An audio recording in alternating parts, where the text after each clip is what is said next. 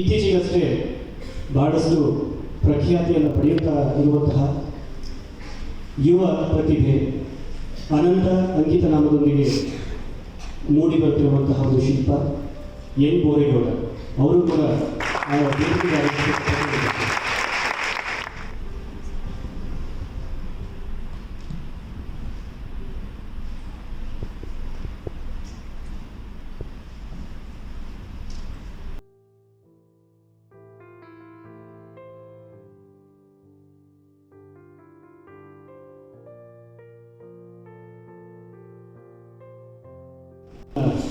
ಬಿಡುಗಡೆ ಮಾಡುವಂತಹ ಸಮಯ. ಎನ್ ಬೋರೇಗೌಡ ಅವರು ಅಂಕಿತನಾಮ, ಈಗಿನ ಅಂಕಿತನಾಮ ಅನಂತ. 18-19ನೇ ಸಾಲಿನಲ್ಲಿ ರಂಗಪ್ರಯೋಗ ಶಾಲೆಯಲ್ಲಿ ವಿದ್ಯಾರ್ಥಿಯಾಗಿ ಅದರ ನಂತರ ಸಫಲವಾಗಿ ಬಹಳ ಅಚ್ಚುಕಟ್ಟಾಗಿ ಇಲ್ಲಿಯ ಏನು ಶಿವಸಂಚಾರ ರೆಪರ್ಟರಿಯನ್ನು ಮುಗಿಸಿದ್ದಾರೆ. ಅದರ ನಂತರ ಅವರು ಬರೆದಂತಹ ಮೊದಲ ಒಂದು ಕಥಾ ಸಂಕಲನ ಅದು ಚೊಚ್ಚಲ ಕೃತಿಯ ಹೆಸರು ಗುಣಭಾರ. ಅದರ ನಂತರ ಅವರೊಂದು ಕವನ ಸಂಕಲನವನ್ನು ಬರೆದಿದ್ದಾರೆ. ಅದು ನಮಗೆಲ್ಲ ಬಹಳಷ್ಟು ಖುಷಿಯನ್ನು ತಂದುಕೊಟ್ಟಿದೆ ಅಂತ ಹೇಳೋದ್ರಲ್ಲಿ ತಪ್ಪಾಗಲಿಕ್ಕಿಲ್ಲ. ಆ ಕವನ ಸಂಕಲನದ ಹೆಸರು ಮೂರನೆಯವರು. ಆ ಒಂದು ಕವನ ಸಂಕಲನವನ್ನು, ಆ ಪುಸ್ತಕವನ್ನು ದಯಮಾಡಿ ಶ್ರೀಗಳು ಹಾಗೂ ವೇದಿಕೆ ಮೇಲಿರುವಂತಹ ಗಣ್ಯರು ದಯಮಾಡಿ ಪುಸ್ತಕವನ್ನು ಬಿಡುಗಡೆ ಮಾಡಬೇಕು ಅಂತ ಕೇಳ್ಕೊಳ್ತೀನಿ.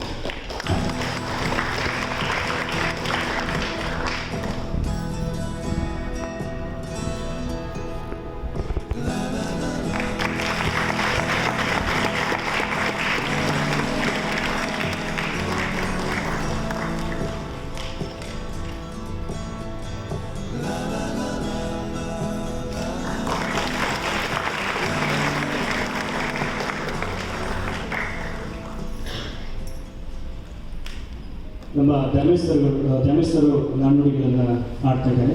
ಅವ್ರು ದಯಮಾಡಿ ವೇದಿಕೆ ಬೈಕಿನ ತಾಲೂಕು ಬರೀಬೇಕು.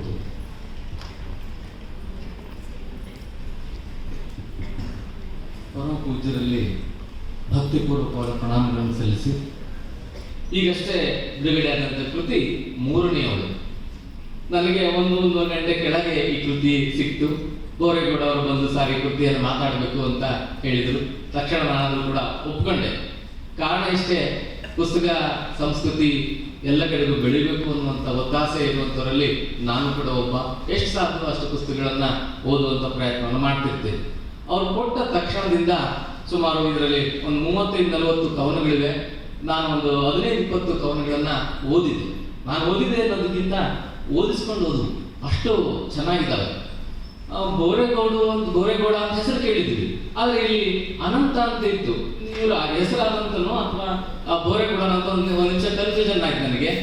ಆದರೆ ಜಗದೀಶ್ ಅವರು ಮಾತಾಡುವಾಗ ಹೇಳಿದಾಗಿದ್ದು ಕಾವ್ಯನಾಮ ಅಂತ ಹೇಳಿದ್ರು, ಅನಂತ ಅನ್ನುವಂಥದ್ದು.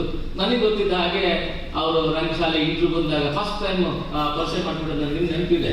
ನನ್ನ ಹೆಸರು ಬೋರೇಗೌಡ ಅಂತ ಬಹಳ ಹೆಮ್ಮೆಯಿಂದನೇ ಅವ್ರು ಹೇಳ್ಕೊಂಡಿದ್ರು. ಆ ಹೆಸರು ಕೂಡ ಬಹಳ ಡಿಫ್ರೆಂಟ್ ಆಗಿದೆ. ಹಾಗೆ ಅವರ ವ್ಯಕ್ತಿತ್ವವು ಕೂಡ ಬಹಳ ಡಿಫ್ರೆಂಟ್ ಆಗಿ ಇರುವಂಥದ್ದು. ಈ ಕೃತಿಯನ್ನ ಗಮನಿಸಿದಾಗ ಕಾಕತಾಳೀಯನ್ನಾಗೆ ಮತ್ತೆ ನಾನು ಮಾತಾಡಬೇಕಾಗುತ್ತೆ. ಈ ನಾಟಕ ಹೇಗೆ ಮಹಿಳಾ ಕೇಂದ್ರಿತವಾಗಿತ್ತು, ಈ ಕೃತಿಯು ಕೂಡ ಹಾಗೇ ಮಹಿಳಾ ಕೇಂದ್ರಿತವಾಗಿತ್ತು. ಮಹಿಳೆಯರ ಕುರಿತೇ ಈ ಕೃತಿಯ ಎಲ್ಲ ಕವನಗಳಿವೆ. ಇವರು ಸಾಮಾನ್ಯವಾಗಿ ಒಬ್ಬ ಹುಡುಗ, ಇನ್ನೂ ಮದುವೆ ಆಗಿಲ್ಲ, 25 ವರ್ಷದವನು. ಇವನು ಒಂದು ಮಹಿಳೆಯ ಕುರಿತು ಒಂದು ಕೃತಿಯನ್ನು ರಚನೆ ಮಾಡಿದ್ರೆ ಸಾಮಾನ್ಯವಾಗಿ ಎಲ್ಲರೂ ಕೂಡ ಆಲೋಚನೆ ಮಾಡೋದು ಬಹುತೇಕ ಅವು ಪ್ರೇಮ ಗೀತೆಗಳೇ ಇರ್ತವೆ ಅಂತ. ಅದು ಸ್ವಲ್ಪ ಮಟ್ಟಿಗೆ ಸತ್ಯನೂ ಕೂಡ ಹೌದು, ಅದರಲ್ಲಿ ಅನುಮಾನ ಇಲ್ಲ. ಎಲ್ಲ ಮಹಾನವಿಗಳು ಇಂದೊಮ್ಮೆ ಸಣ್ಣ ಹಳ್ಳಿಗಳಾಗಿ ಹರಿತವೆ. ಎಲ್ಲ ಮಹಾಕಾವ್ಯಗಳು ಇಂದೊಮ್ಮೆ ಸಣ್ಣ ಸಣ್ಣ ಕವಿತೆಗಳಾಗಿ ಹುಟ್ಕೊಂಡಿರ್ತವೆ.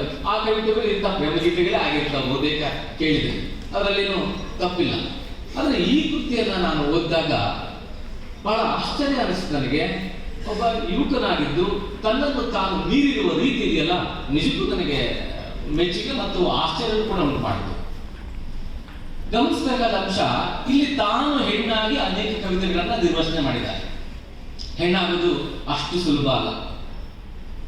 ಹೆಣ್ಣಾಗುವುದು ಅಂತ ಹೇಳಿದ್ರೆ ಅದೊಂದು ಪ್ರಕೃತಿಯೇ ತಾನಾಗುವುದು ಅಂತ ಅರ್ಥ.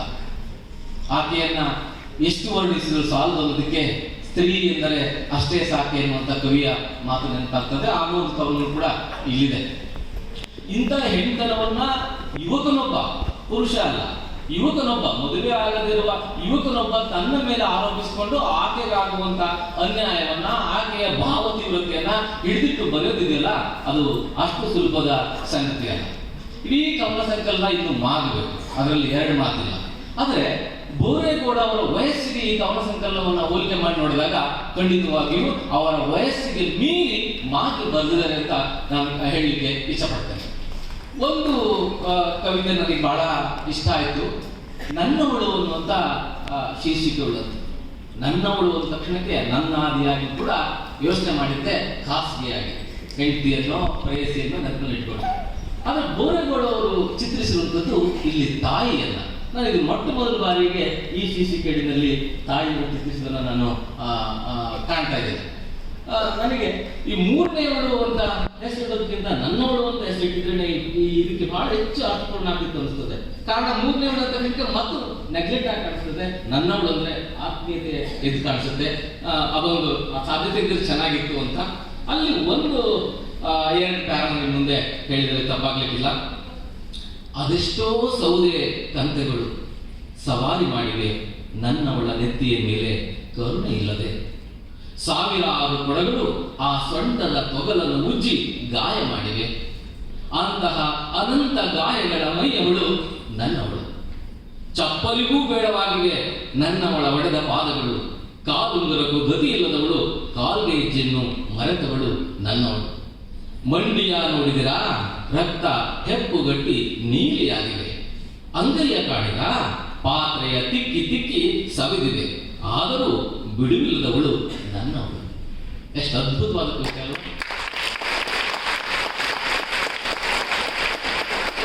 ಇದಕ್ಕಿಂತ ಆಪ್ತವಾಗಿ ತನ್ನ ತಾಯಿಯನ್ನ ವರ್ಣನೆ ಮಾಡ್ಲಿಕ್ಕೆ ಸಾಧ್ಯ ಇಲ್ಲ ಅಂತ ಅನಿಸ್ತದೆ. ಅಷ್ಟು ಚಂದ ಬಂದಿದ್ದಾರೆ. ಹಾಗಂತ ಬರೀ ಇವರು ಹಂಗೆ ಬಂದಿದ್ದಾರೆ ಅಂತ ನಾವು ಕಣ್ಣಾಡ್ತಿದೆ. ಇಲ್ಲಿ ಒಂದು 4-5 ಭಾಗಗಳನ್ನಾಗಿ ಕವಿತೆಯನ್ನು ವಿಂಗಡಿಸಿದ್ದಾರೆ. ತಾಯಿಯ ಹೆಣ್ಣಿನ ಬೇರೆ ಬೇರೆ ಹೆಂಡತಿಯಾಗಿ, ತಾಯಿಯಾಗಿ, ಸೊಸೆಯಾಗಿ, ಮಗುವಾಗಿ ಇರುವಂತಹ ಭಾವನೆಗಳನ್ನು ಬೇರೆ ಬೇರೆಯಾಗಿ ವಿಂಗಡಿಸಿದ್ದಾರೆ. ಕೊನೆಯ ಅಂಕಣದಲ್ಲಿ ನಾವು ಆಗಲೇ ನಿರೀಕ್ಷೆ ಮಾಡಿದಂಗೆ ಅವರು ಸಹಜವಾದ ಪ್ರೇಮ ಗೀತೆಗಳನ್ನು ಕೂಡ ಬರೆದಿದ್ದಾರೆ. ಅದ್ಭುತವಾದ ಪ್ರೇಮ ಗೀತೆಗಳು. ಮೊನ್ನೆ ಅಷ್ಟೇ ಒಂದು ಸಿನಿಮಾ ತೆರೆ ಕಾಣ್ತು. ಮಂಗ್ಲಿಯ ಹಾಡಿದ ಹಾಡು ನಿಮಗೆಲ್ಲ ಗೊತ್ತಿರ್ಬೇಕು. ಏನು ಗೊತ್ತಲ್ಲ ನಿಮಗೆ? ಕಣ್ಣೆ ಅಭಿರುಚಿ ಕೋಟ್ಯಾಂತರ ಜನ ಅದನ್ನ ನೋಡಿದ್ರು.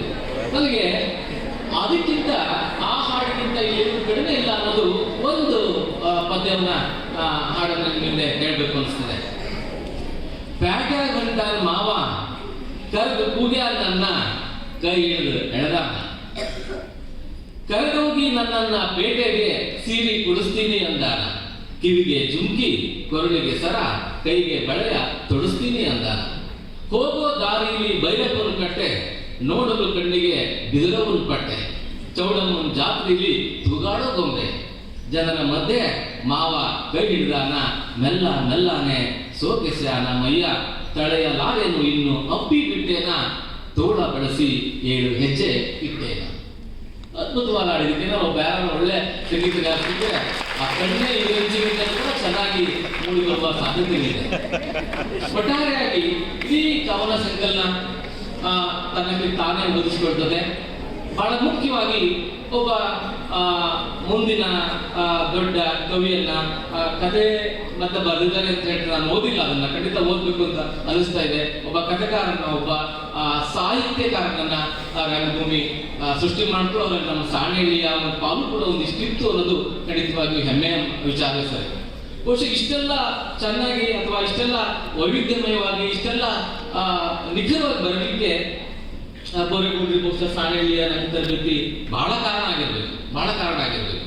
ನಾನು ಬಹಳಷ್ಟು ಕೃತಿಗಳನ್ನು ಓದಿದ್ದೀನಿ. ಬರೀ ಸಾಹಿತ್ಯವನ್ನಷ್ಟೇ ಓದ್ಕೊಂಡಿರುವಂತಹ ಕೃತಿಗಳ ಛಾಯೆ ಬೇರೆ ಇರ್ತದೆ. ಆನಂತರ ಆ ಕೇಳಿಸಿಕೊಂಡ ಜನಪದ ಗೀತೆಗಳನ್ನ ಕೇಳಿಸಿಕೊಂಡು ತಾನು ಬರೆದಂತ ಇದೇ ಬೇರೆ ಇರ್ತದೆ. ಆದ್ರೆ ರಂಗಭೂಮಿನಲ್ಲಿ ಇವರೊಬ್ಬ ಇಲ್ಲಿ ಹೆಣ್ಣಾಗಿ ಬರಲಿಕ್ಕೆ ಅಂದ್ರೆ ಬಹುಶಃ ರಂಗಭೂಮಿನಲ್ಲಿ ಅವರು ಯಾವಾಗ ಹೆಣ್ಣಿನ ಪಾತ್ರ ಮಾಡಿರ್ಬೇಕು ಅನಿಸ್ತದೆ. ರಂಗಶಾಲೆನಲ್ಲಿ ಅಥವಾ ಆ ತರದೊಂದು ಅಭಿನಯಗಳನ್ನ ಮಾಡಿರ್ತಾರೆ ರಂಗಶಾಲೆನಲ್ಲಿ. ಈ ಕಾರಣಕ್ಕಾಗಿ ಇಷ್ಟು ಗಟ್ಟಿ ಕೃತಿ ಹೊರಬರಲಿಕ್ಕೆ ಕಾರಣ ಆಗಿದೆ. ನಾನು ಅತ್ಯಂತ ಸಂತೋಷದಿಂದ ಮುಂದೆ ಒಬ್ಬ ಒಳ್ಳೆ ಕವಿ ಮೂಡಿ ಬರ್ತಾನೆ, ಒಬ್ಬ ಒಳ್ಳೆ ಕವಿ ಲೇಖಕ ಬೋರೇಗೌಡ ಆಗ್ತಾನೆ ಅನ್ನುವಂಥ ಮಾತುಗಳನ್ನು ಹೇಳಿ ಇಷ್ಟು ಅವಕಾಶ ಕೊಡೋದಕ್ಕೆ ಧನ್ಯವಾದ.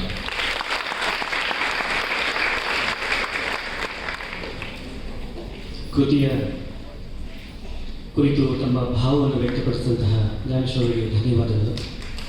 ಸರ್ ಹೇಳಿದ ಹಾಗೆ ಅದು ಸತ್ಯ ಕೂಡ. ಒಂದು ಹೆಣ್ಣುತನವನ್ನು ತನ್ನ ದೇಹಕ್ಕೆ ಅದರ ಛಾಯೆಯನ್ನು ತನ್ನ ದೇಹದಲ್ಲಿ ಮೂಡಿಸಿ ಅದನ್ನು ಕೃತಿಯಾಗಿಸುವಂಥ ಶಕ್ತಿ ಪ್ರಾಯಶಃ ಒಬ್ಬ ರಂಗಭೂಮಿ ಕಲಾವಿದನಿಗೆ ಮಾತ್ರ ಇರುತ್ತೆ ಅಂತ ನನ್ನ ಅನಿಸಿಕೆ. ಹಾಗೆಯೇ ಬಹಳಷ್ಟು ಪ್ರಶ್ನೆಗಳು ಇಲ್ಲಿ ಮೂಡ್ತು. ಜ್ಞಾನೇಶ್ ಮಾತಾಡಬೇಕಾದ್ರೆ ನನ್ನವಳು ಅನ್ನೋ ಕೃತಿಗೆ ನನ್ನವಳು ಅಂತ ಶೀರ್ಷಿಕೆಯನ್ನು ಇಡಬಹುದಿತ್ತು, ಅಥವಾ ಮೂರನೆಯವಳು ಅಂತ ಯಾಕೆ, ಎಲ್ಲ ಪ್ರಶ್ನೆಗಳು ಕೂಡ ನಮ್ಮಲ್ಲಿ ಮೂಡುತ್ತೆ ಆ ಕವನ ಸಂಕಲನದ ಶೀರ್ಷಿಕೆ ಮೂರನೆಯವಳು ಅಂತ ಕೇಳಿದ ತಕ್ಷಣ. ಅದು ಬೋರೇಗೌಡರು ಅದನ್ನು ಮಾತಾಡಿ ಹೇಳ್ತಾರೆ. ಅದಕ್ಕಿಂತ ಮುಂಚೆ ಬೋರೇಗೌಡರ ಬಗ್ಗೆ ನಾನು ಸ್ವಲ್ಪ ಹೇಳಿಬಿಡ್ತೀನಿ. ಅವರು ನನ್ನ ವಿದ್ಯಾರ್ಥಿ, 18-19ನೇ ಸಾಲು. ರಂಗಭೂಮಿ ರಂಗಶಾಲೆಗೆ ಬರೋಕ್ಕಿಂತ ಮೊದಲು ಕೂಡ, ಅಂದರೆ ಬಂದಾಗಿನಿಂದಲೂ ಈ ಒಂದು ಸಾಹಿತ್ಯದಲ್ಲಿ ಬಹಳಷ್ಟು ಅವರಿಗೆ ಒಲವು. ಅದಕ್ಕೆ ಅನಿಸುತ್ತೆ ಕಾರಣ, ಶಾಲೆಯಲ್ಲಿ ಓದಬೇಕಾದ್ರೆ ಬಹಳಷ್ಟು ಕವನವನ್ನು ಕಥೆಗಳನ್ನು ಗೀಚ್ತಾನೇ ಇದ್ರು. ಅದು ಅಷ್ಟು ಅದು ಸಾಕಾಗದೆ ಇಲ್ಲಿರುವಂಥ ರಂಗಶಾಲೆಯ ಸುತ್ತಮುತ್ತ ಇರೋ ಮರಗಳನ್ನು ಒಂದು ಸಲ ನಾನು ಹೀಗೆ ವೀಕ್ಷಣೆ ಮಾಡಬೇಕಂದ್ರೆ ಎಲ್ಲದರ ಮೇಲೂ ಎನ್ಬೋ ಅಂತ ಬರ್ತಿತ್ತು. NBO, ಅದು ಎನ್ಬೋ ನಾನು ನೋಡಿ ಸಿಟ್ಟು ಬಂತು ನನಗೆ, ಯಾರು ಇದೆಲ್ಲ ಇಷ್ಟೊಂದು ಹಾಳು ಮಾಡೋದು, ಎನ್ಬೋ ಅಂದ್ರೆ ಏನು ಅಂತ. ಅವಾಗ ಹುಡುಗರು ಹೇಳಿದ್ರು ಎನ್ಬೋ ಅಂದರೆ ಬೋರೇಗೌಡ ಅಂತ. ಅದಕ್ಕಿಂತ ಮುಂಚೆ ಇವರಿಗೆ ನಾವು ಹೀಗೆ ಸುಮ್ಮನೆ ಏನಾದ್ರೆ ತಮಾಷೆ ಮಾಡ್ತಿರ್ತೀವಲ್ಲ, ಅವಾಗ ಗುರು ಶಿಷ್ಯ ಈ ಪರಂಪರೆಯಲ್ಲಿ ಬೋರೇಗೌಡ ಅಂದರೆ ಬೋರ್ ಅಂದರೆ ಇಂಗ್ಲಿಷ್ ಬೋರೇಗೌಡ ಅಂತ. ಅದ್ರಲ್ಲಿ ಇನ್ನೂ ಒಂದು ಅರ್ಥ ಬರುತ್ತೆ, ಬೋರೇಗೌಡ ಅಂದರೆ ಬೋರೆ ಅಂದರೆ ದಿಬ್ಬ ದಿಣ್ಣೆ ಅಂತಲೂ ಅರ್ಥ ಬರುತ್ತೆ. ಈ ಎಲ್ಲ ವಿಷಯಗಳನ್ನ ಇಟ್ಕೊಂಡು ಅವ್ರಿಗೆ ತಮಾಷೆ ಮಾಡ್ತಿದ್ವಿ. ಇಷ್ಟೆಲ್ಲ ಆದ ನಂತರ ಈ ಒಂದು ಕಥಾ ಸಂಕಲನ ಹಾಗೂ ಕವನ ಸಂಕಲನ ಅಂದರೆ ಅವರಿಗೆ ಯಾವತ್ತು ನಾವು ಭೇಷ್ ಅಂತ ಬೆಂತಟ್ಟಿದ್ದು ಯಾವತ್ತೂ ಇಲ್ವೇ ಇಲ್ಲ. ಸಿಟ್ಟಾಗೋದು ಬೈಯೋದಷ್ಟೇ. ಯಾಕೆಂದರೆ ಕಲಿಕೆಯಲ್ಲಿ ಅವರು ಶ್ರಮ ಹಾಕಬೇಕು ಅಂತ ನಾವು ಬೈಲೇಬೇಕಾಗುತ್ತೆ. ಅದಕ್ಕೆ ಹೇಳಿದ್ದು ಇವತ್ತು ನಮ್ಗೆ ಭಾಳ ಖುಷಿಯಾಗುತ್ತೆ. ಅಷ್ಟೆಲ್ಲ ಮಾಡಿದರೂ ಕೂಡ ನಿನ್ನೆ ಗುರುಗಳು ಮಾತಾಡಬೇಕು ನಮ್ಮ ಕಾರ್ಯಕ್ರಮದಲ್ಲಿ ಹೇಳಿದ್ದು, ಪಂಚಋಣಗಳಲ್ಲಿ ಗುರುವಿನ ಋಣ ಕೂಡ ಒಂದು ಇದೆ ಅಂತ. ನನಗೆ ಇವತ್ತು ಒಂದು ಕಡೆ ಎಲ್ಲೋ ಖುಷಿ ಆಗ್ತಾ ಇದೆ, ಗುರುವಿನ ಋಣವನ್ನು ತೀರಿಸೋದು ಈ ರೀತಿಯಲ್ಲಿ ಅಂತ. ಅದಕ್ಕೆ ಬಹಳ ಖುಷಿಯಾಗಿದೆ. ಸೊ ಹಾಗೆ ಈ ಒಂದು ಕೃತಿ ಮತ್ತೆ ರಂಗಶಾಲೆಯಿಂದ ಇದುವರೆಗೂ ಅವರು ನಡೆದು ಬಂದಂತಹ ಹಾದಿ, ಮತ್ತೆ ಗುಣಭಾರ, ಕಥಾ ಸಂಕಲನ ಹಾಗೂ ಈ ಒಂದು ಕವನ ಸಂಕಲನ ಮತ್ತು ಅದರ ಶೀರ್ಷಿಕೆ, ಈ ಎಲ್ಲ ಮೂಡಿ ಬರೋದಕ್ಕೆ ಕಾರಣಗಳೇನು, ಅವರಲ್ಲಿ ಇದ್ದಂತಹ ಆ ಒಂದು ಮನಸ್ಥಿತಿಗೆ ಬರೋದಕ್ಕೆ ಏನು ಕಾರಣ ಅನ್ನೋದನ್ನ ಬೋರೇಗೌಡ ಅವರ ಬಾಯಿನಲ್ಲಿ ಕೇಳೋಣ. ಅದಕ್ಕಿಂತ ಮುನ್ನ ಈಗ ಪುಸ್ತಕ ಬಿಡುಗಡೆಯಾಗಿದೆ. ಅನಂತ ಅನ್ನುವ ಅಂಕಿತನಾಮದೊಂದಿಗೆ ಇರುವಂಥ ನಮ್ಮ ಬೋರೇಗೌಡ ಅವರಿಗೆ ನಮ್ಮ ಶ್ರೀಗಳು ದಯಮಾಡಿ ಸನ್ಮಾನದ ರೂಪದಲ್ಲಿ ಆಶೀರ್ವಾದವನ್ನು ನೀಡಬೇಕಾಗಿ ವಿನಂತಿ.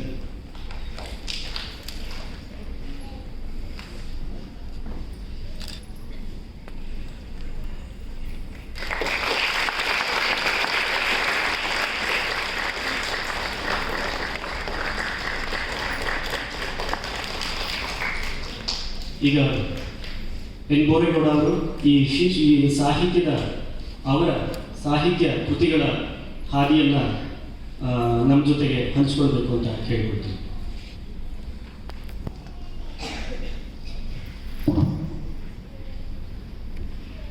ಗುರುಗಳ ಪಾದಕಮಲಗಳಿಗೆ ನಮಸ್ಕರಿಸುತ್ತಾ, ಹಾಗೆ ಈ ಕೃತಿಯ ರಚನೆಕಾರನಾಗಿರ್ತಕ್ಕಂಥ ನನ್ನ ತಾಯಿಗೆ ಎಲ್ಲಿದ್ದರೆ ನಮಸ್ಕರಿಸುತ್ತಾ, ಹಾಗೆ ಈ ಒಂದು ಕಾರ್ಯಕ್ರಮಕ್ಕೆ ಆಗಮಿಸಿರ್ತಕ್ಕಂಥ ತಮ್ಮೆಲ್ಲರಿಗೂ ಕೂಡ ಶರಣಗಳನ್ನು ಹೇಳ್ತಾ, ಮೊದಲಿಗೆ ಇವು ಏನೇ ಹೇಳೋರಲ್ಲ, ನಿಜವಾಗ್ಲೂ ಅದೇನೂ ಇಲ್ಲ.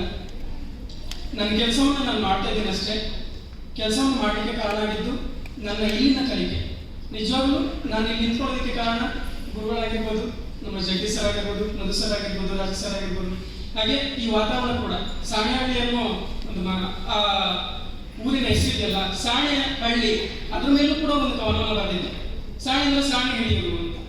ನನ್ನನ್ನು ಆ ರೀತಿಯಲ್ಲಿ ಒಂದು ಕತ್ತಿಯನ್ನು ಹೇಗೆ ಸಾಣೆ ಹಿಡಿತಾರಲ್ಲ ಯುದ್ಧಕ್ಕೆ ಹೋಗೋ ಮುಂಚೆ, ಹಾಗೆ ನನ್ನನ್ನು ಇಲ್ಲಿಂದ ಹೊರಗಡೆ ಹೋಗೋಕ್ಕೂ ಮುಂಚೆ, ಮಠಕ್ಕೆ ಹೋಗೋಕ್ಕೂ ಮುಂಚೆ ನನ್ನನ್ನು ಆ ರೀತಿ ಸಾಣೆ ಹಿಡಿದಿದ್ರು. ಸೊ ಹಾಗಾಗಿ ನಾನು ಇವತ್ತು ಧೈರ್ಯವಾಗಿ ನಿಂತ್ಕೊಂಡು ಮಾತಾಡ್ತಾ ಇದ್ದೀನಿ. ಸೊ ಈ ರೀತಿ ನಿಂತ್ಕೊಳ್ಳೋದಕ್ಕೆ ಕಾರಣ ಆಗ್ತಕ್ಕಂಥ ತಮ್ಮೆಲ್ಲರಿಗೂ ಕೂಡ ಒಂದು ಸುತ್ತ ಮೊದಲಿಗೆ ನನ್ನ ಋಣಭಾರ ಕೃತಿಯನ್ನು ಕೆಲವೊಬ್ಬರು ಓದಿ ಆಸ್ವಾದಿಸಿದ್ದಾರೆ ಅಂತ ಅಂದ್ಕೊಂಡಿದ್ದೀವಿ. ಇದು ನನ್ನ 2ನೇ ಕೃತಿ. 3ನೇವಳು ಅಂತ ಯಾಕೆ ಹೆಸರು ಬಂತು, ನನ್ನವಳು ಅಂತಾನೆ ಚೆನ್ನಾಗಿತ್ತು ಅಂತ ಧ್ಯಾನ ಸರ್ ಹೇಳಿದ್ರು. 3ನೇವಳು ಅಂತ ಯಾಕೆ ಇಟ್ಟೆ ಅಂತ ನಿಮಗೆ ಒಂದು 2 ಸಾಲುಗಳನ್ನು, ನಾನೇ ಬರೆದಿರ್ತಕ್ಕಂಥ ಸಾಲುಗಳನ್ನು ಹೇಳ್ತೀನಿ. ಚಿಕ್ಕವರಿದ್ದಾಗೆಲ್ಲ ಹೆಣ್ಣು ಗಂಡು ಎಂಬ ಭೇದವಿಲ್ಲದೆ ಒಗ್ಗೂಡಿ ಆಡುತ್ತಿದ್ದೆವು. ಶರೀರ ಹಾಗೂ ಶಾರೀರ ಬೆಳೆದಂತೆ ನಮ್ಮ ನಡುವೆ ನಾವೇ ಗೋಡೆ ಕಟ್ಟಿಕೊಂಡು ಗೋಡೆಗೊಂದು ಮಾಯದ ಕಿಟಕಿ ಮಾಡಿ ಅದರ ಮುಖಾಂತರ ಇಣುಕಿ ನೋಡುವುದನ್ನು ಕಲಿತೆವು. ಆ ಇಣುಕಾಟ ಹುಡುಕಾಟಗಳು ಪರಾಕಾಷ್ಠೆಯನ್ನು ತಲುಪಿ ನಮ್ಮಲ್ಲಿನ ಮಾನವೀಯತೆಯನ್ನೇ ನಾಶ ಮಾಡಿದವು. ಒಡ ಹುಟ್ಟಿದವರು ತಾಯಿ, ತಂಗಿ, ಅಕ್ಕ ಎಂದೆಣಿಸದೆ ಮನಸ್ಸಿನೊಳಗೆ ದಬ್ಬಾಳಿಕೆ ನಡೆಸಿದವು. ಆ ದಬ್ಬಾಳಿಕೆಯ ಅತಿರಿಕ್ತಕ್ಕೆ ನ್ಯಾಯ ದೇವತೆಯ ಕಣ್ಮುಚ್ಚಿಸಿತು. ನಂತರ ನಡೆದಿದ್ದಲ್ಲ ಕತ್ತು. ಅಂದ್ರೆ ಈ ಸಾಲುಗಳು ನನ್ನನ್ನು ತುಂಬಾ ಮಾರ್ಮಿಕವಾಗಿ ಕಾಡು. ಯಾಕೆ ಅಂತ ನನಗೂ ಗೊತ್ತಿಲ್ಲ. ನಾನು ಸಾಣೆಹಳ್ಳಿ ಮಠವನ್ನು ಬಿಟ್ಟು ಹೋದಾಗ, ಅಂದ್ರೆ ಇಲ್ಲಿನ ಶಿಕ್ಷಣವನ್ನು ಮುಗಿಸಿ ಹೋದಂತ ಸಮಯದಲ್ಲಿ ನಮ್ಮ ದೇಶದಲ್ಲಿ ಕೇಳಬಾರ್ದಂತ ಅತ್ಯಾಚಾರಗಳು ನಡೀತಾ ಇದ್ವು. ಸೊ ಅವುಗಳಿಂದ ನನಗೆ ಯಾರು ನನ್ನ ಜೊತೆಯಲ್ಲಿ ಅಕ್ಕ ತಂಗಿದ್ರು ಯಾರು ಹುಟ್ಟಿಲ್ಲ. ನನ್ನ ತಾಯಿ ನನಗೆ ಅಕ್ಕ, ನನ್ನ ತಾಯಿಯೇ ನನಗೆ ತಂಗಿ, ಎಲ್ಲವೂ ಕೂಡ ಆಕೆನೇ ಆಗಿರುತ್ತೆ ನನಗೆ. ಸೊ ಹಾಗಾಗಿ ಆ ಒಂದು ಪೀರಿಯಡ್ ಅಲ್ಲಿ ನಾನು ತುಂಬಾ ನೊಂದಿದ್ದೆ ದೇಶದಲ್ಲಿ ಆಗ್ತಾ ಇರ್ತಕ್ಕಂಥ ಅತ್ಯಾಚಾರಗಳಿಂದ. ಸೊ ಹಾಗಾಗಿ ಅವರಿಗೆ ನಾನು ಏನಾದರೂ ಅರ್ಪಣೆಯನ್ನು ಮಾಡಬೇಕು ಅಂತ ಹೇಳ್ಬಿಟ್ಟು ಈ ಕೃತಿಯನ್ನ ನಾನು ಬರೆಯಲೇಬೇಕು ಅಂತ ಅನ್ಕೊಂಡು ನನ್ನನ್ನು ಈ ವಿಸ್ಮಯ ಲೋಕಕ್ಕೆ ಪರಿಚಯಿಸಿದ ನನ್ನವ್ವ ಶ್ರೀಮತಿ ಗೌರಮ್ಮ ಹಾಗೂ ಕಾಮದ ಕಣ್ಣಿಗೆ ಬಲಿಯಾದ ಎಷ್ಟೋ ಹೆಣ್ಣು ಮಕ್ಕಳ ಅತೃಪ್ತ ಆತ್ಮಗಳಿಗೆ ಈ ಕೃತಿಯನ್ನು ಅರ್ಪಣೆ ಮಾಡಬೇಕು ಅಂತ ಅನ್ಕೊಂಡು ಈ ಕೃತಿಯನ್ನು ಬರೆದೆ. ಸೊ ಇದಕ್ಕೆ 3ನೇವು ಅಂತ ಬರೋದಕ್ಕೆ ಕಾರಣ ಏನಪ್ಪಾ ಅಂತಂದ್ರೆ, ಇರೋದು 2 ಜಾತಿ.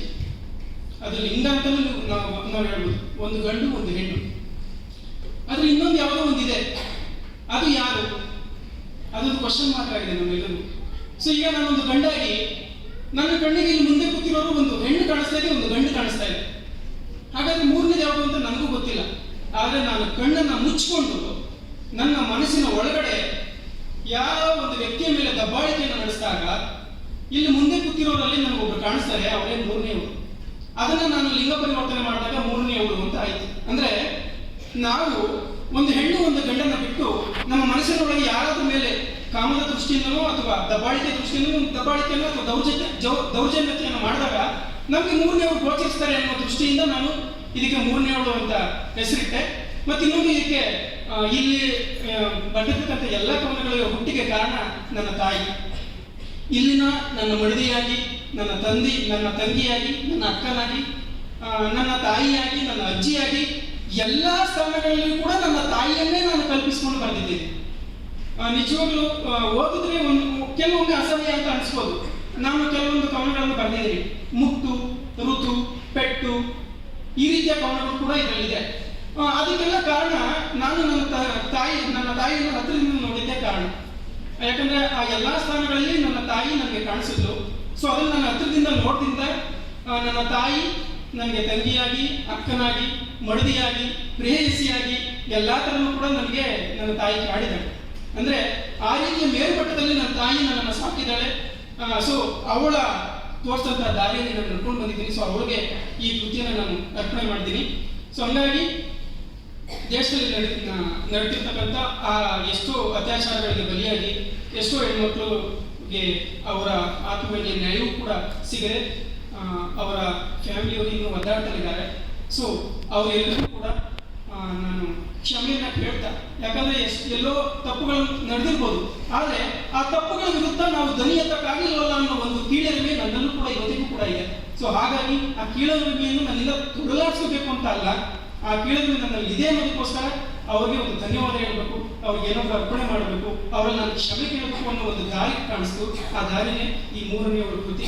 ದಯವಿಟ್ಟು ನೀವು ಇದೆಲ್ಲ ಎಲ್ಲರೂ ಕೂಡ ಓದಿ ಆಸ್ವಾದಿಸ್ತಾರೆ ಅಂತ ಅನ್ಕೊಂಡು ನನಗೆ ಮಾತಾಡಲಿಕ್ಕೆ ಅವಕಾಶ ಕೊಟ್ಟಂತ ತಮ್ಮೆಲ್ಲರಿಗೂ ವಂದಿಸ್ತಾ ಶರಣ. ಧನ್ಯವಾದಗಳು ಬೋರೇಗೌಡ ಅವರಿಗೆ.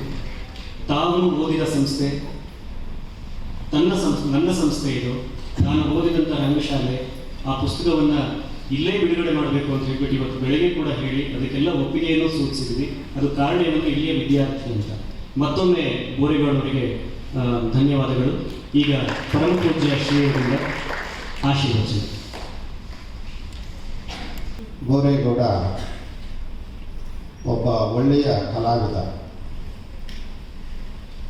ಕರ್ನಾಟಕ ತುಂಬ ನಮ್ಮ ತಂಡ ಹೋದಾಗ ಅದರಲ್ಲಿ ಅವನು ಕೂಡ 3 ನಾಟಕಗಳಲ್ಲಿ ಅಭಿನಯಿಸಿ ಪ್ರೇಕ್ಷಕರ ಮನಸ್ಸನ್ನು ಗೆದ್ದಿರುವಂಥ ಯುವಕ. ಆಗಾಗ ಅಲ್ಲಿ ನಾಟಕ ಮುಗಿದ ನಂತರ ಪ್ರೇಕ್ಷಕರ ಅಭಿಪ್ರಾಯಗಳು ಏನಿತ್ತು, ನಮ್ಮ ನಾಟಕ ಹೇಗಾಯಿತು ಅಂತ ಹೇಳಿ ವಾಟ್ಸಪ್ನಲ್ಲೇ ಅವನು ವಿವರವಾಗಿ ಬರೀತಾ ಇದ್ದ. ಬಹುಶಃ ಇಷ್ಟು ವರ್ಷದ ನಮ್ಮದು ಅನುಭವದಲ್ಲಿ ಯಾವ ವಿದ್ಯಾರ್ಥಿನೂ ಕೂಡ ಕಲಾವಿದನೂ ಕೂಡ ಹಾಗೆ ಬರೆದಿರಲಿಲ್ಲ. ಆತ ಒಂದೊಂದು ಊರಿಗೆ ಹೋದ ನಂತರ ಅಲ್ಲಿ ನಾಟಕದ ಬಗ್ಗೆ ಸಾರ್ವಜನಿಕರ ಅಭಿಪ್ರಾಯ ಏನು ಬಂತು ಅಥವಾ ನಾವು ಏನು ಅನುಭವಿಸಿದ್ವಿ, ಅದರಿಂದ ಆದ ಪ್ರಯೋಜನ ಏನು, ಇವುಗಳನ್ನು ಬಹಳ ಸರಳವಾಗಿ ಸಂಕ್ಷಿಪ್ತವಾಗಿ ಬರೀತಾ ಇದ್ದ. ಆಗಲೇ ಅಂದ್ಕೊಂಡ್ವಿ ಇದನ್ನೇ ಒಂದು ಕಥೆ ರೂಪದಲ್ಲಿ ಇವನು ಬರೆದ್ರೆ ಇನ್ನೂ ಚೆನ್ನಾಗಿ ಬರೀಬಲ್ಲ ಅಂತ. ಆದರೆ ಮುಂದೆ ಆತ ಒಂದು ಅಪರೂಪದ ಕಥಾ ಸಂಕಲನವನ್ನು ಕೂಡ ಹೊರತಂದಿದ್ದಾನೆ. ತುಂಬ ಚೆನ್ನಾಗಿರುವಂಥ ಕಥಾ ಸಂಕಲನ. ಈಗ 3ನೇಯವಳು ಅನ್ನುವಂಥ ಒಂದು ಅಪರೂಪದ ಕವನ ಸಂಕಲನವನ್ನು ಹೊರತಂದಿದ್ದಾರೆ. ಕೆಲವು ಸಾರಿ ಕವನ ಸಂಕಲನ ಓದೋದು ತುಂಬ ಕಷ್ಟದ ಕೆಲಸ. ನಮಗೊಬ್ಬರು ಮುನ್ನುಡಿ ಬರಲಿಕ್ಕೆ ಒಂದು ಕವನ ಸಂಕಲನ ಕೊಟ್ಟಿದ್ರು. ನಾವು ಅದನ್ನು ಒಂದು 7-8 ಕವನಗಳನ್ನು ಓದಿದ್ವಿ. ಅವು ಎಲ್ಲೂ ಕವನಗಳು ಅಂತ ನನಗೆ ಅನ್ನಿಸ್ಲೇ ಇಲ್ಲ. ಅದಕ್ಕೆ ಡ್ಯಾಮೇಜಿಗೆ ಕೊಟ್ವಿ. ನೋಡಿರಿ, ನಿಮಗೇನಾದರೂ ಇದರಲ್ಲಿ ಕಾವ್ಯದ ಗುಣ ಕಾಣುತ್ತೋ ಹೇಗೋ, ಕಂಡ್ರೆ ಅದನ್ನೊಂದಿಷ್ಟು ಮಾತ್ರ ಹೆಕ್ಕಿ ತೆಗೀರಿ ಅಂತ ಅವರು ಕಷ್ಟಪಟ್ಟರು ಅದನ್ನು ಓದಿ ಹೆಕ್ಕಿ ತೆಗೀಲಿಕ್ಕೆ. ಆದರೆ ಇದರಲ್ಲಿ ಆಗಿಲ್ಲ. ಅವ್ರು ಹೇಳಿದ ಹಾಗೆ ನಮ್ಮ ನಾಗರಾಜ್ ಇದ್ದಿದ್ರು 1-2 ಕವನಗಳನ್ನು ಹಾಡಿಸ್ಬಿಡ್ಬೋದಾಗಿತ್ತು. ಅಥವಾ ನಮ್ಮ ಪ್ರಿನ್ಸಿಪಾಲ್ರೇ ಮೊದಲೇ ಕೊಟ್ಟಿದ್ರೆ ಚೆನ್ನಾಗಿ ಹಾಡ್ತಿದ್ರು. ನಿಮ್ಗೆ ಭಾಳ ಜನರಿಗೆ ಗೊತ್ತಿದೆ, ಪ್ರಿನ್ಸಿಪಾಲರು ತುಂಬ ಒಳ್ಳೆಯ ರಂಗ ಸಂಗೀತಗಾರ. ಅವರು ಇದರ ಯಾವುದಾದ್ರೂ 1-2 ಕವನಗಳನ್ನು ಹಾಡಿದರೆ ಪ್ರೇಕ್ಷಕರ ಮನಸ್ಸನ್ನು ಅದು ಖಂಡಿತ ತಟ್ತಾ ಇತ್ತು ಅಂತ ನಾವು ಅಂದ್ಕೊಂಡ್ವಿ. ಅವರು ಕೊಟ್ಟಿರುವಂಥ ಹೆಸರು 3ನೇಯವಳು ಅಂತ. ಅಂಥದ್ದೊಂದು ಕವನನೇ ಇದೆ. ಆ ಕವನ ಹೀಗಿದೆ: ನನ್ನ ನೋಡಿ ಏಕೆ ಹೀಗೆ ನಗುವಿರಿ? ಛೇ, ನಿಮ್ಮ ನೋಟವೇ ಸರಿಯಿಲ್ಲ. ಕಾಡನ್ನೇ ಹೊತ್ತಿ ಉರಿಸುವಷ್ಟು ಕಾಮ ತುಂಬಿದೆ. ನಿಮ್ಮ ನಗುವೂ ಸರಿಯಿಲ್ಲ. ಪ್ರಪಂಚವನ್ನೇ ಬೆಚ್ಚಿ ಬೀಳಿಸುವಷ್ಟು ಕುಹಕಿತನವಿದೆ. ನಾನ್ಯಾರು ಅಂತ ನಿಮಗೆ ಗೊತ್ತೇ? ನಿಮ್ಮನ್ನು ಮಾಂಸದ ಮುದ್ದೆ ಮಾಡಿದವರು, ಆರತಿ ಎತ್ತಲಿಕ್ಕಾಗಿ ನಿಮ್ಮ ಒಡ ಹುಟ್ಟಿದವರು, ತನುವಿನ ಆಗಮನಕ್ಕಾಗಿ ನಿಮ್ಮಲ್ಲಿ ಜನ್ಮ ಪಡೆದವರು, ಮೂಸಿ ನೋಡುವವರ ಪಾಲಿಗೆ 3ನೇಯವಳು. ನನ್ನ ಪ್ರಪಂಚದ ಬಗ್ಗೆ ನಿಮಗೆಷ್ಟು ಗೊತ್ತು? ತಂದೆಗೆ ಮುದ್ದಿನ ಮಗಳು, ತಾಯಿಗೆ ತವರಿನ ಸಿರಿ, ಅತ್ತೆಗೆ ಎತ್ತಿನಂಥ ಸೊಸೆ, ಗಂಡರಿಗೆ ಕುಸುರಿನ ಕಾಮಧೇನು. ಹೀಗೆ ಆ ಕವನ ಬೆಳೀತಾ ಹೋಗುತ್ತೆ. ಆತ ಪದೇ ಪದೇ ಹೇಳಿದ, ನಮ್ಮ ತಾಯಿಯ ನೆನಪಿನಲ್ಲಿ ನಾನು ಇದನ್ನು ಬರೆದಿದ್ದೇನೆ ಅಂತ. ಅವನು ಬಿಚ್ಚಿ ಹೇಳಲಿಲ್ಲ. ಅವರ ತಂದೆ ಕುಡುಕ. ತಾಯಿಗೆ, ಮಕ್ಕಳಿಗೆ, ಮನೆಗೆ ಕೊಡ್ತಾ ಇದ್ದಂಥ ಯಾತನೆ ಆತನ ಮನಸ್ಸಿನಲ್ಲಿ ಗಾಯವನ್ನು ಉಂಟು ಮಾಡಿತ್ತು. ಆ ಗಾಯವನ್ನು ಸರಿಪಡಿಸಿಕೊಳ್ಳೋದು ಹೇಗೆ? ಬೇರೆಯವರು ಗಾಯವನ್ನು ಸರಿಪಡಿಸಿಕೊಳ್ಳಲಿಕ್ಕೆ ಡಾಕ್ಟರ್ ಹತ್ರ ಹೋಗ್ತಾರೆ. ಆದರೆ ರಂಗಭೂಮಿಯ ಕಲಾವಿದ ಕಲೆಯ ಮೂಲಕವೇ ಆ ಗಾಯವನ್ನು ಸರಿಪಡಿಸಿಕೊಳ್ತಾನೆ. ಹಾಗೆ ಬೋರೇಗೌಡ ತನ್ನ ತಾಯಿ ಅನುಭವಿಸಿದಂಥ ಯಾತನೆಯನ್ನು ತಾನೇ ಅನುಭವಿಸಿದ ಹಾಗೆ ಭಾವಿಸಿಕೊಂಡು ಆ ಭಾವನೆಗಳನ್ನು ಕವನಗಳ ಮೂಲಕ ಹೊರಹಾಕುವಂಥ ಪ್ರಯತ್ನವನ್ನು ಮಾಡಿದೆ. ಬಹುಶಃ ತಾಯಿ ಬೆಲೆ ಕಟ್ಟಲಾಗದಂಥ ವಸ್ತು, ತಂದೆಗೆ ಹಾಗೆ ಹೇಳಲಿಕ್ಕಾಗಲ್ಲ. ತಾಯಿ 9 ತಿಂಗಳು ನಮ್ಮನ್ನು ಹೊಟ್ಟೆಯಲ್ಲಿ ಇಟ್ಕೊಂಡು ಹೊತ್ತು ಹೆತ್ತು ಸಾಕಿ ಸಲವಿ ಮಕ್ಕಳ ಅಭಿವೃದ್ಧಿಯಲ್ಲೇ ತನ್ನ ಅಭಿವೃದ್ಧಿ ಇದೆ ಅಂತ ಭಾವಿಸಿಕೊಳ್ಳುವಂಥವು. ಆದರೆ ಆ ತಾಯಿಗೆ ಒಂದು ಕಡೆ ಗಂಡನಿಂದ ಯಾತನೆ, ಒಂದು ಕಡೆ ಅತ್ತೆ ಮಾವಂದಿರಿಂದ ಯಾತನೆ, ಕೊನೆಗೆ ವಯಸ್ಸಾದ ನಂತರ ಮಕ್ಕಳಿಂದಲೂ ಯಾತನೆ. ಯಾಕಾದರೂ ನಾನು ಹೆಣ್ಣಾಗಿ ಬಿಟ್ಟು ಬಂದು ಅಂತ ಹೇಳಿ ಆ ತಾಯಿ ಮನಸ್ಸಿನಲ್ಲೇ ದೇವರನ್ನು ಶಪಿಸ್ತಾ ಇರ್ತಾರೆ. ಹಾಗಾಗಿನೇ ಆ ತಾಯಿಯ ನೋವನ್ನು ತಾನೇ ಅನುಭವಿಸಿ ಅವುಗಳನ್ನು ಕವನ ರೂಪದಲ್ಲಿ ಕಟ್ಟಿಕೊಡುವಂಥ ಪ್ರಾಮಾಣಿಕ ಪ್ರಯತ್ನವನ್ನು ಬೋರೇಗೌಡ ಮಾಡಿದ್ದಾನೆ. ಅವನಿಂದ ಇನ್ನೂ ಇಂಥ ಒಳ್ಳೆಯ ಸಾಹಿತ್ಯ ಕೃತಿಗಳು ಹೊರಹೊಮ್ಮಿ. ಯಾಕೆಂದರೆ ಸಾಹಿತ್ಯ ಹೊರಬರುವಂಥದ್ದೇ ನೋವಿದ್ದಾಗ, ಏನು ನೋವಿಲ್ಲದೆ ಇದ್ದಾಗ ಗಟ್ಟಿ ಸಾಹಿತ್ಯವನ್ನು ಕೊಡೋದು ತುಂಬ ಕಷ್ಟ. ಅವನ ಕಥಾ ಸಂಕಲನದಲ್ಲಿ ಒಂದು 4-6 ಕಥೆಗಳನ್ನು ಓದಿದ್ದೀವಿ, ತುಂಬ ಚೆನ್ನಾಗಿರುವಂಥ ಕಥಾ ಸಂಕಲನ. ಈಗ ಈ ಕವನ ಸಂಕಲನವು ಕೂಡ ಅಷ್ಟೇ ಚೆನ್ನಾಗಿದೆ.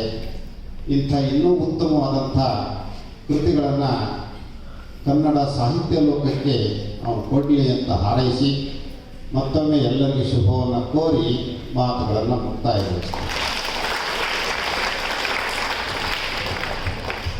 ಆಶೀರ್ವಚನವನ್ನು ಕರುಣಿಸಿದಂತಹ ಪರಮ ಪೂಜರಿಗೆ ಧನ್ಯವಾದಗಳು. ಶ್ರೀಗಳು ಹೇಳಿದಾಗೆ ಇವತ್ತು ಪುಸ್ತಕ ಬಿಡುಗಡೆ ಆಗಬೇಕು. ನಾನು ಇವತ್ತು ಬೋರೇಗೌಡವರಿಗೆ ಬೆಳಗ್ಗೆನೇ ಹೇಳಿದ್ದೆ, ಆ ಕವನ ಸಂಕಲನದಲ್ಲಿ ಒಂದು ನನಗೆ ಬಹಳ ಇಷ್ಟವಾದಂತಹ ಒಂದು ಕವನವನ್ನು ನನಗೆ ಕಳಿಸಿ ಅಂತ. ಅವರು ಕಳಿಸಿದ್ರು ಕೂಡ. ಆದರೆ ಈ ನಾಳೆಯ ಕಾರ್ಯಕ್ರಮದ ಒತ್ತಡದಲ್ಲಿ ಅವರು ಇವತ್ತು ಅಂದ್ಕೊಂಡಿದ್ದು ಆ ಒಂದು ಕವನವನ್ನು ಸಂಗೀತ ಸಂಯೋಜನೆ ಮಾಡಿ ಖುದ್ದಾಗಿ ಹಾಡಬೇಕು ಅಥವಾ ಪ್ಲೇ ಮಾಡಬೇಕು ಅಂತ. ಅದು ನಾಡಿನ ಕಾರ್ಯಕ್ರಮ ಒತ್ತಡದಲ್ಲಿ ಆಗಲಿಲ್ಲ ಅದು. ಸೊ ಮುಂದೆ ಅದನ್ನು ಮಾಡೇ ಮಾಡ್ತೀವಿ.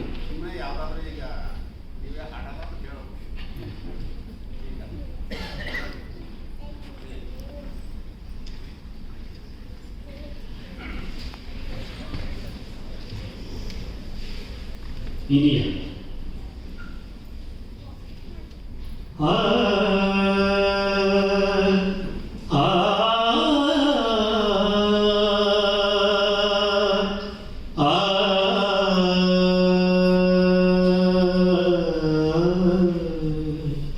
ಶುಭೋದಯ ನಿನಕ್ಕರೆ ಅದುವೇ ಅಕ್ಕರೆಯ ಚೆಹರೆ. ಶುಭೋದಯ ನಿನ್ನಕ್ಕರೆ ಅದುವೇ